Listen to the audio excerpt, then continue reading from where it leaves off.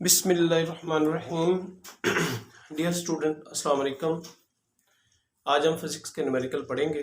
तो फिज़िक्स के न्यूमेरिकल हमने चैप्टर नंबर 10 के शुरू किए हुए हैं। एक न्यूमेरिकल हम पहले कर चुके हैं, वो हमने अपलोड किया हुआ है। तो अभी हम उसका दूसरा न्यूमेरिकल और फिर उसके बाद तीसरा। तो हम न्यूमेरिकल फिज़िक्स के वही पढ़ेंगे जो उसके स्मार्ट सिलेबस में हैं। दूसरे हम न्यूमेरिकल फ़िलहाल नहीं पढ़ेंगे, ताकि हमारे जो सिलेबस है, जो हमारे एग्ज़ाम आने हैं, तो उसके मुताबिक हमारी तैयारी अच्छी हो जाए। तो हमारे पास ये न्यूमेरिकल है 10.3 का। 10.3 जो न्यूमेरिकल वो है, find the time period of a simple pendulum of 1 metre length placed on earth and moon, जिसको ज़मीन और चांद पर रखा गया है। 1 मीटर का वो पेंडुलम है, सिंपल पेंडुलम। हमने the value of G on surface of moon, ये जी की वैल्यू है चांद पर, उसकी value 1/6 of its value of earth, यानी कि उसकी जो वैल्यू है जी की, वो चांद पर ज़मीन की वैल्यू का छठा हिस्सा है। वेर जी इज ये, तो जी की कीमत जो वो दी गई है ग्रेविटी की। अब हम इसको फाइंड करते हैं। Find the time period of the simple pendulum, इसका टाइम पीरियड हम फाइंड करते हैं। हमारे पास जो गिवन डाटा है वो हम देखते हैं। सबसे पहले हमारे पास है जी ग्रेविटी ऑफ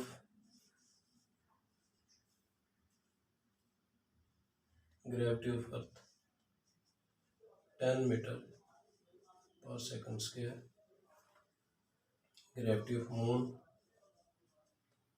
1/6।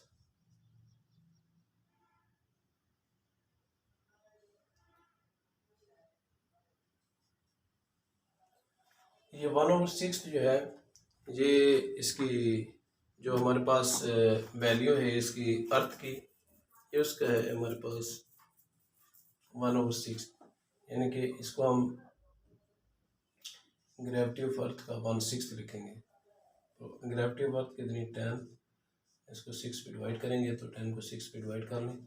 6 1 6 4 पॉइंट लगाया, 6 6 36 यहाँ पे 4। ये ऐसे इसका आंसर आता जाएगा। तो हम इसका अगर इतना आंसर लिखें तो ये लिखा जाएगा 1.67 metre per second square.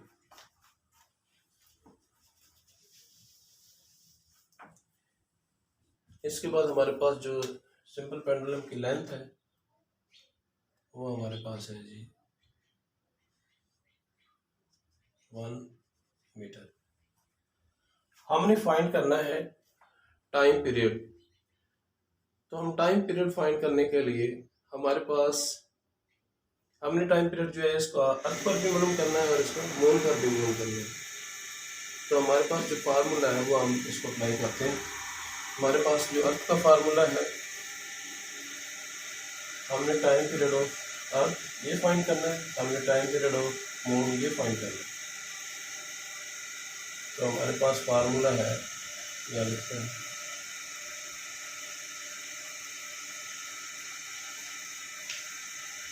T is equal to, पहले हम टाइम पीरियड ऑफ अर्थ मालूम कर लेते हैं। T is equal to 2πL/GE और इसका अंडर रूट। ये GE इसलिए हमने लिखा कि जो ग्रेविटी ऑफ अर्थ है, ये हम पहले इसकी वैल्यू पुट करेंगे। तो 2 × 3.14 और हमारे पास जो लेंथ है वो है 1, ग्रेविटी ऑफ अर्थ है 10। इसको आप कैलकुलेशन इसकी कर लें, इसको कैलकुलेटर से हल करें तो ये हमारे पास 0. इसको डिवाइड करें 1 को 10 पर, ऐसे 0 1 10 1 10, तो ये 0.1 का स्क्वायर रूट आ जाएगा। और इसको आप मल्टीप्लाई कर लें 4 to 8 2 1 2 6.2 मल्टीप्लाई। अब इसका अगर आप निकालें कैलकुलेटर से इसका अंडर रूट, तो ये निकलता है जी 0.1316। आप इन दोनों को मल्टीप्लाई कर लें, ये हमारे पास आंसर आ गया 1.985 ये टाइम पीरियड हमारे पास है। अगर हम इसको देखें तो ये 1.98 बन रहा है, तकरीबन 1.98, ये तकरीबन इक्वल टू के इक्वल आ रहा है। तो टाइम पीरियड ऑफ अर्थ जो आ जाएगा वो 2 सेकंड हो जाएगा। अब हमारे पास रह गया टाइम पीरियड ऑफ मून, वो निकाल दें।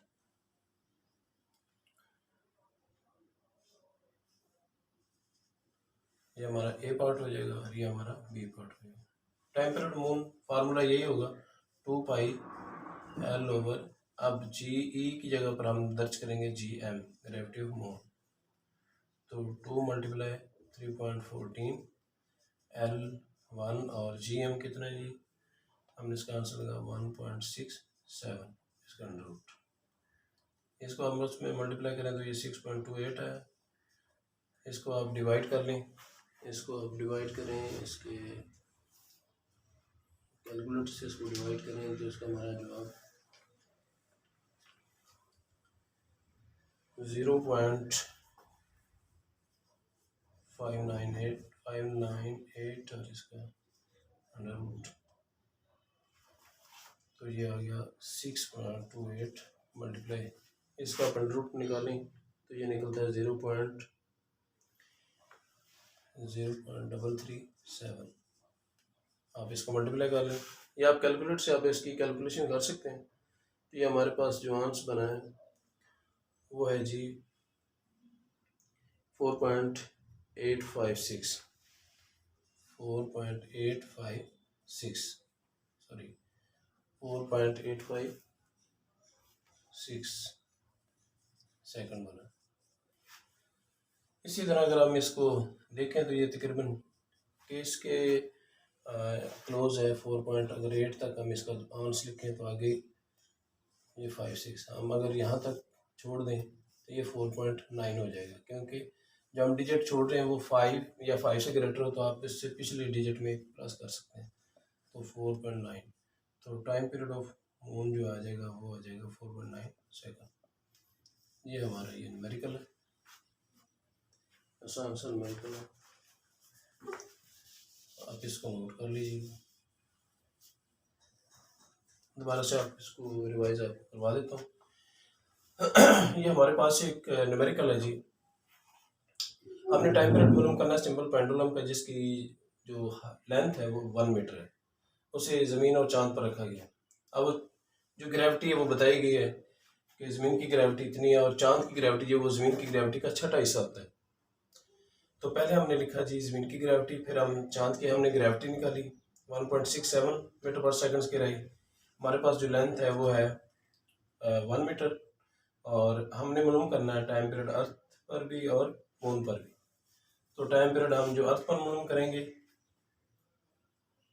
वो आएगा 2 सेकंड, और अगर इसी कोई हम टाइम पीरियड मून पर मालूम करेंगे तो वो आएगा 4.9 सेकंड।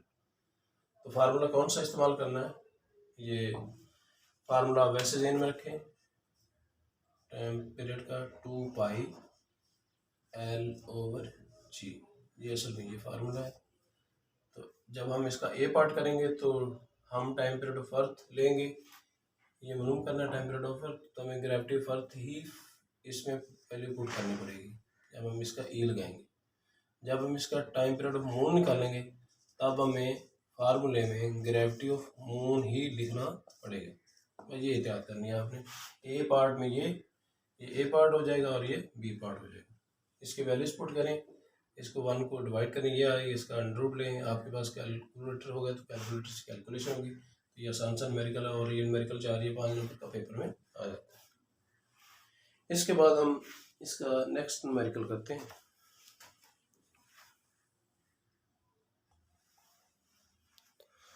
तो जी बच्चों, हमने ये भी दूसरा न्यूमेरिकल हमने लिखा है। इस न्यूमेरिकल में A simple pendulum completes 1 vibration in 2 seconds। एक सिंपल पेंडुलम है, वो अपनी एक वाइब्रेशन जो है वो 2 सेकंड में मुकम्मल करता है। तो calculate its length when g is equal to 10 metre per second के। तो हमने इसकी लेंथ मालूम करनी है जबकि g की कीमत जो है वो 10 मीटर पर सेकंड स्क्वायर है। हम इसका गिवन डाटा देखते हैं।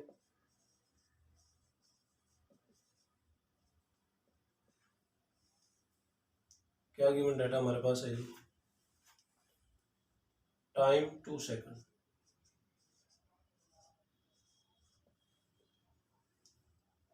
और हमारे पास ग्रेविटी है 10 मीटर पर सेकंड स्क्वायर। हमने लेंथ मालूम करनी है इसकी, क्या मालूम करना है, लेंथ। पाई की कीमत हमारे पास पहले हमें पता है 3.14, एल मालूम करें जी इसकी लेंथ। तो हमारे पास जो फार्मूला है बच्चों वो हम लगाते हैं, बस उस फार्मूले से हम इसको लेंथ को बाहर निकालते हैं। तो हमारे पास जो फार्मूला है मैं ये रेड से लिख देता हूँ, T is equal to 2 pi L over G under root. अब इसमें से L जो है ये हमने बाहर निकालना है। L हम कैसे निकालेंगे, हम स्केल लेंगे दो बोथ साइड का, by taking scale on both side. जब इसका स्केल लेंगे तब इसका ये अंडर रूट खत्म हो जाएगा, फिर हम आसानी से L को बाहर ले आएंगे। तो हम ये इसका स्केल लेते हैं, T scale 2 pi scale multiply L over g इसका स्केल।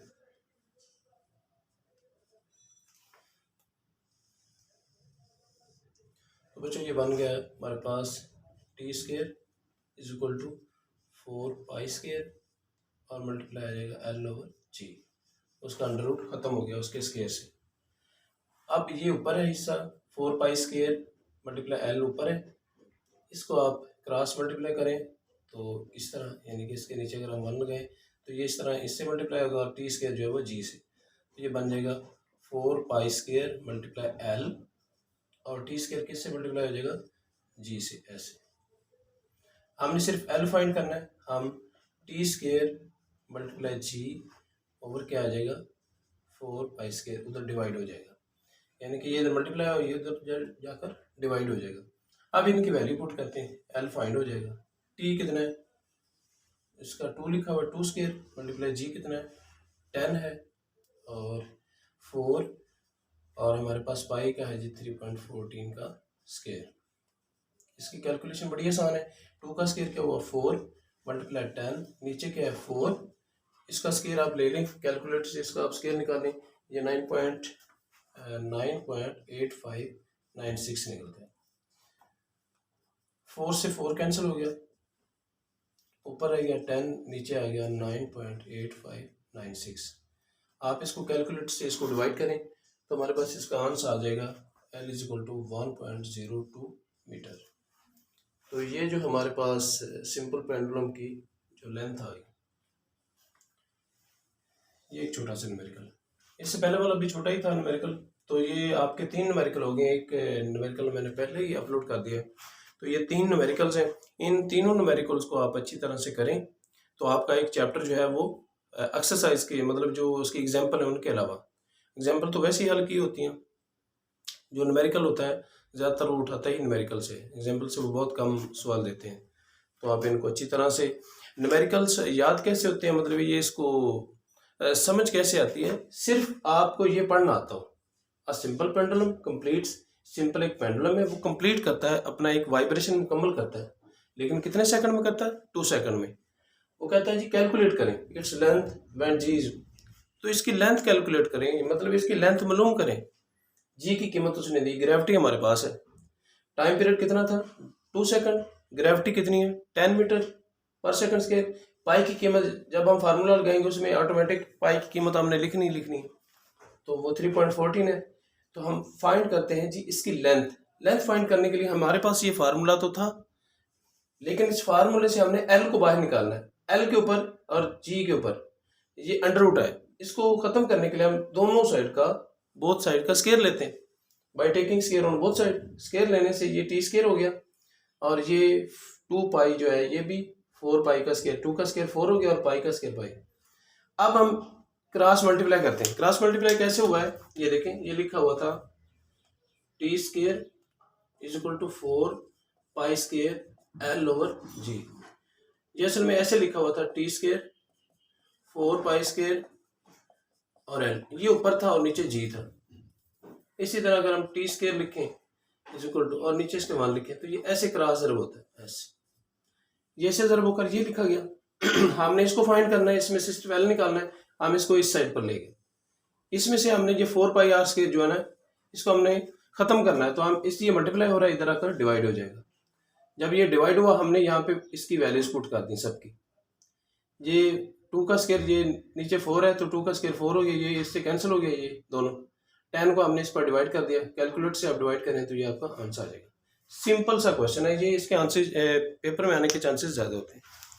तो ठीक है बच्चों, फिर मिलते हैं आपको अगले नेक्स्ट उसके जो है यूनिट नंबर जो 11 है, इसके बाद उसके आपको न्यूमेरिकल करवाते हैं। तब तक आप इसको रिवाइज करें। अल्लाह हाफिज़।